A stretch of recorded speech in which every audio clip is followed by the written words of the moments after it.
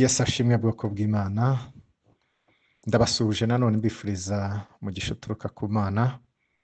Uyu ni wa mwanya w'ikiganiro witinya, kandi Yesu yaravuze ngo muhumure nanesheje isi. Uyu munsi rero tugiye kuba turebera hamwe ibintu bitanu dukwiye kwishingikirizaho mu gihe cy'urugamba, kuko mu buzima duhura n'intambara, duhura n'ibibazo, tuba mu rugamba. Buri muntu wese ku giti cye hari urugamba arimo arwana, hari intambara arimo arwana zitandukanye n'iz'undi, ariko ku bizera Imana twizera yuko Imana ariyo idutsindishiriza.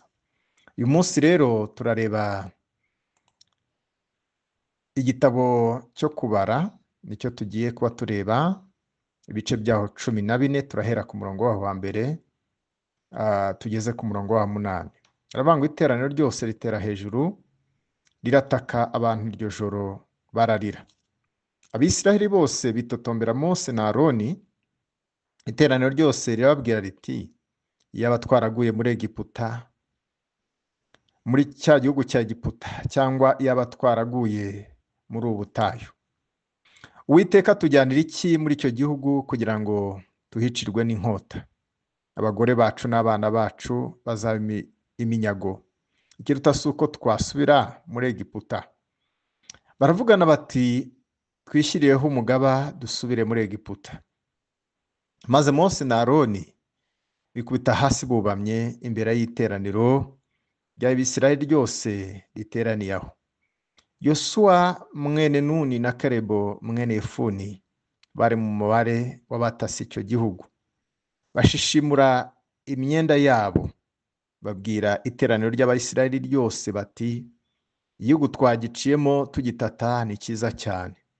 Niba Uwiteka atwishimira, azatujyana muri icyo gihugu akiduhe, kandi ari igihugu cy'amata n'ubuki. Amen. Rero tubonye iyi nkuru, bavandimwe, nagira ngo mbabwire ngo hari igihe mu buzima tugera ahantu hatugoye. Hari igihe ibihe tubona imbere yacu hari intambara, hari ibigeragezo, hari umwijima, ndetse rimwe na rimwe tukumva ko twatakaje icyizere, tukumva yuko byarangiye. Tubonye rero muri iyi nkuru yo mu gitabo cyo kubara 14, tubona Abisiraheli bageze ku rugamba rutoroshye, kandi aha ubona bari hafi kwinjira mu gihugu cy'isezerano Imana yari yababwiye. Ariko mbere yuko binjirayo, babona imbere ibihanda byabo, ibihanda biri imbere yabo mu migi ikomeye, ndetse n'ubwoba bukomeye bwari bubateye. Aha turabona Mose mbere ko yinjira hano hantu ngo yohereje abatasi 12 bajya gutata icyo gihugu. Ariko iyo dusubiye inyuma ku gice cyacu kubara 13, tubona ba bandi yatumyeyo ngo bagarukane inkuru z'incamugongo, babarira Abisiraheli ibiteye ubwoba. Bababwira yuko bageze mu gihugu batase, bakibonye ari cyiza, ariko bababwira yuko babonyeyo ibihanda, babonye Abanaki, babonye abagabo bakomeye, ndetse barababwira ngo twibonaga turinziye imbere yabo. Babarira inkuru zo kubatera ubwoba. Bituma Abisiraheli rero bitotomba. Niho bavuze ngo, muratujyanira iki kuba iminyago twebwe n'abana bacu? Batangira kuvuga ngo iyo tuba twarapfiriye muri Egiputa, cyangwa se twarapfiriye muri ubutayu, ntitujye kubona amakuba muri icyo gihugu. Kubera iki? Kubera amagambo babwiwe n'abagiye gutata. Ariko nagira ngo mbwire ibintu 5 dukwiye kwishingikirizaho mu gihe tugeze mu rugamba, mu gihe twinjiye mu ntambara. Icya mbere, ahangaha tugomba kwibuka iby'Imana yakoze. Aha kubara 14, 1, 2 tubona nyine uburyo Abisiraheli barimo bitotomba, barimo bavuga uburyo Imana iyo ibicira muri Egiputa. Rero Abisiraheli hari ibintu bibagiwe. Ibyo bibagiwe kandi bibagiwe iby'Imana yakoze mbere, bituma binjira mu bwoba, bituma binjira kumva bahangayitse. Abisiraheli icya mbere bibagiwe ko Imana bakuye muri Egiputa. Bibagirwa yuko Imana yatandukanyije inyanja itukura, bakayinyuramo bo n'amaso yabo babireba, bakabona intumbi z'Abanyegiputa bari babakurikiye. Abisiraheli uyu munsi bari bibagiwe ko Imana bacira inzira mu butayu. Ikindi, Abayisiraheli bari bibagiwe manu n'amazi Imana yagiye ibaha. Rero iyo turi ku rugamba tugomba kwibuka iby'Imana yakoze mbere, ntabwo tugomba kwibagirwa. Ahubwo iyo tugeze mu ntambara, iyo tugeze mu bitugoye, iyo tugeze mu makuba, dusubiza amaso inyuma tukibuka iby'Imana yigeze gukora. Rero iyo twibutse ibi biduha imbaraga z'icyizere cy'uko nubishobora kutwambutsa icyo gikombe, kuduha imbaraga zo gukomeza, kudutsindishiriza. Kwibuka rero ibikorwa by'Imana ni intwari ikomeye ituma tudacika intege. Yesu nashimwe cyane. Icya kabiri,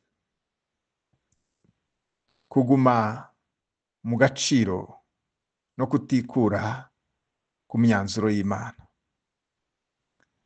Ahangaha turabona Abayisiraheli bavuga ngo ni kuki Uwiteka atujyana muri iki gihugu kugira ngo twicwe n'inkota n'abagore bacu n'abana bacu. Aha rero niho abantu benshi dukorera amakosa. Iyo ibintu bigoye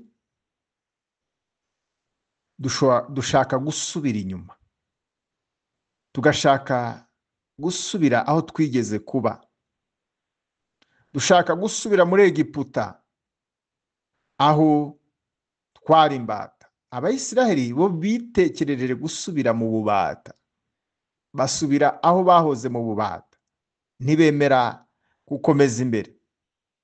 Rero aha ntitugomba gufata imyanzuro dushingiye ku bwoba cyangwa se gutinya. Iyo dufashe iyi myanzuro turi mu bwoba, tuba turi kwishyira mu kaga ndetse no mu rujijo rukomeye. Gusubira inyuma rero ntabwo ari cyo gisubizo. Imana iradushaka ko dukomeza imbere. Imana ntishaka ko tujya inyuma. Ni nayo mpamvu aho Imana yabwiye Mose ngo tuma abatasi batate icyo gihugu. Ntabwo Imana yashaka ko basubira inyuma, ahubwo yashaka ko bakomeza imbere. Intwari rero ntisubira inyuma, ahubwo ihangana ikagera ku ntsinzi. Icya gatatu,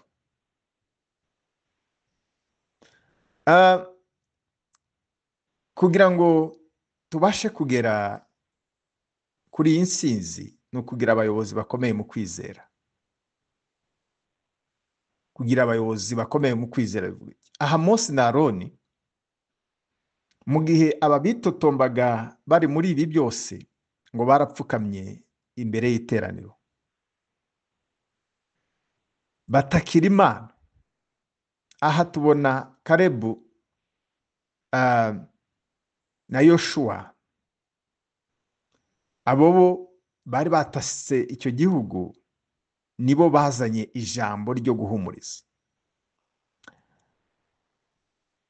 Aha rero bivuze yuko muri uru rugamba Imana yari yahaye aba bantu abayobozi babizerwa, Mose na Aroni na Kalebu na Yoshua.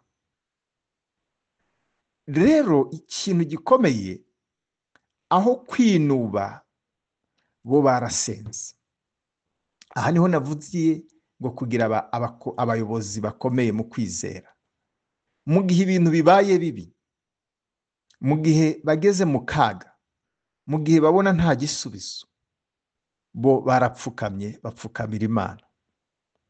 Ntabwo igihe turimo gikomeye kigoye ari igihe cyo kwitotomba, ari igihe cyo kuvuga amagambo menshi, ari igihe cyo kwinubira abantu, ahubwo ni igihe cyo gupfukama, ni igihe cyo gusenga Imana. Ngo bashishimura imyambaro yabo. Iki cyari ikimenyetso cy'akababaro, kuko babonaga abantu baretse kwizera Imana. Ntibaretse rero abayobozi babo, ntibaretse kwijujutira Imana, ntibakomeje kwijujutira Imana, ahubwo bagerageje guhumuriza abandi. Abayobozi bagerageza guhumuriza abandi. Kugira abayobozi bakomeye mu kwizera, baraguhumuriza aho kugukura umutima. Rero mu gihe cy'intambara dukeneye abantu bacu batuyobora mu kwizera, abatubwira ineza y'Imana, abatuganisha mu gusenga. Iyo uri kumwe n'abayobozi beza b'Imana, ntutakaza icyerekezo, ntutakaza kwizera. Yesu nashimwe cyane. Haleluya. Icya kane tugomba kuba dufite mu bihe nk'ibi ngibi, kumenya ko Imana iri kumwe natwe. Aha turabona Kalebu na Yoshua ngo bahoreza abantu, barabwira ngo igihugu twagiyemo, barabwira ngo ni igihugu cyiza, ngo Uwiteka niba twishimira azatujyana muri iki gihugu. Yesu nashimwe cyane.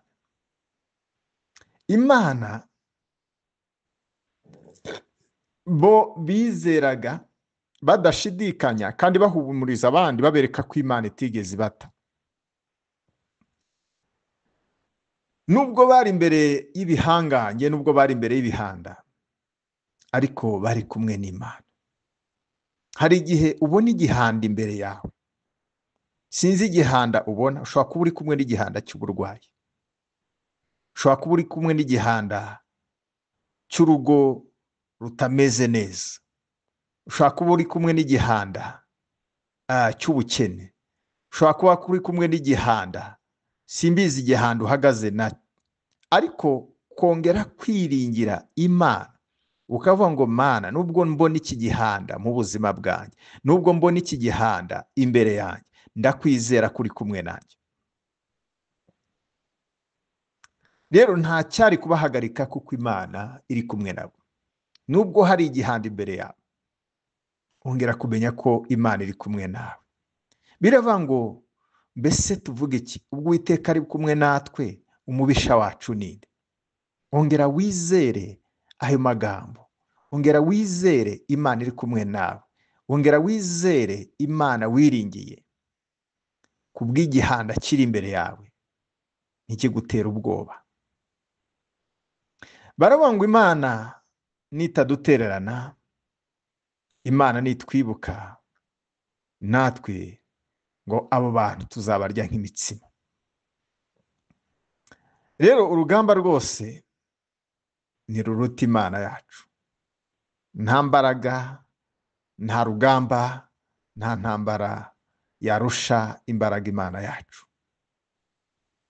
Icya gatanu nanone tugomba kuba twishingikirijeho, tugomba guhagaraho, ni ugukomeza kwiringira isezerano ry'Imana. Aha turabona kubara 14:8. Aha Kalebu na Yoshua bavuga ngo niba Uwiteka twishimiye, azatugeza muri icyo gihugu, azakiduha ari igihugu cy'amata n'ubuki. Yesu ashimwe cyane. Aha baribuka isezerano ry'Imana, baribuka yuko Imana yabasezeranyije igihugu cy'amata n'ubuki. Baribuka yuko Imana yabasezeranyije guhorana nabo.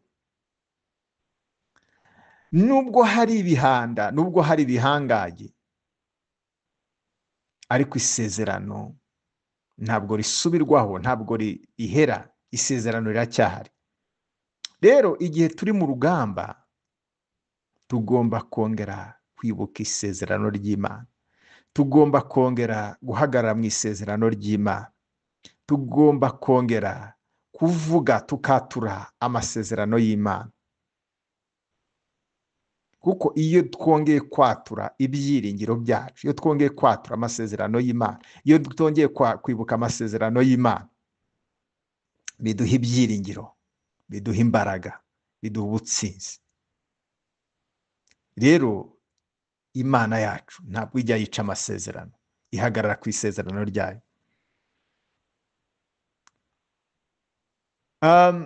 Rero nk'uko twabibonye, tubonye muri rugamba ko tudakwiye gucika intege, ahubwo ibi bintu bitanu nibyo dukwiriye kwibuka iby'Imana yakoze, kuko izongera gukora nanone. Bya kabiri, komeza agaciro no kutisubiraho, kudatezuka ku byo wizeye. Icya gatatu, gushaka abayobozi b'abizerwa, abo bagukomeza kandi baguha inzira n'umucyo mu byo wizeye, nabo bafite kwizera. Icya kane, gukomeza kwizera ko Imana iri kumwe natwe. Rero ntabwo turi twenyine, Uwiteka ari kumwe natwe. Twishingikiriza ku masezerano y'Imana. Isezerano ry'Imana ukibuka yuko riruta ibigeragezo. Rero ndagushimiye kandi nkwifuriza gukomera mu mbaraga n'ubushobozi bw'Umwami wacu Yesu Kristo. Nimukomeze kugira umugisha. Murakoze.